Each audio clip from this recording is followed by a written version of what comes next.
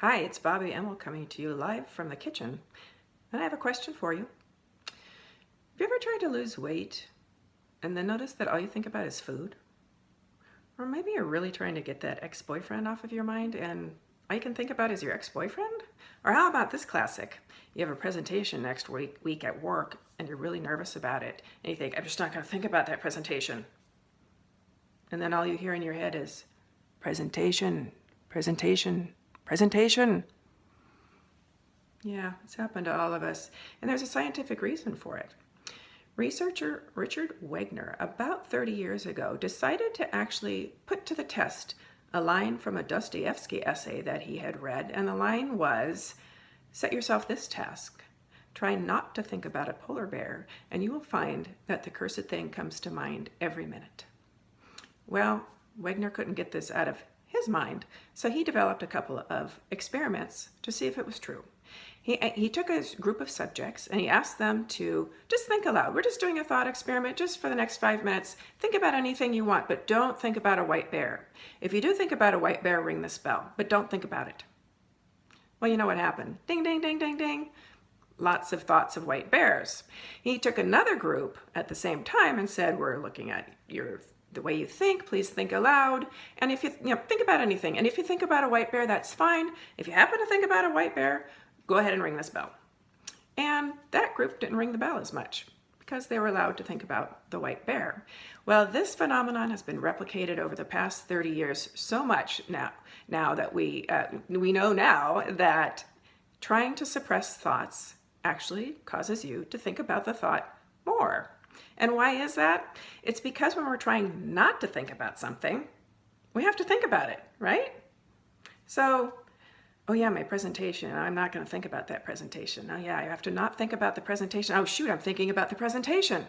See what I mean? It's kind of a problem. So what do we do with unwanted thoughts? Well, there's lots of different ways that we can deal with it. One thing that I like to have my clients who are kind of anxious or worriers do is set aside a specific time to worry. Go ahead and schedule it in.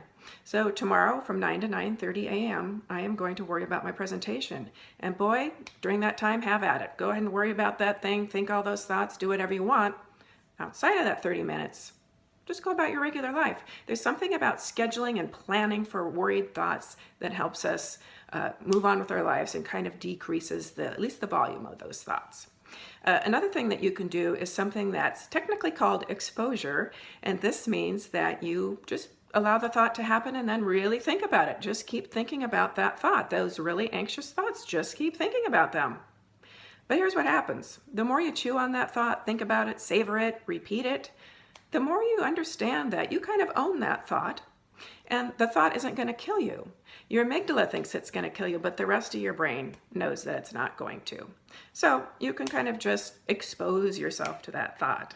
And of course, my favorite way to manage most things is mindfulness meditation. So we just allow that thought to come up. We notice that it's there. Maybe we notice the accompanying feeling of anxiety. We just notice it without judgment.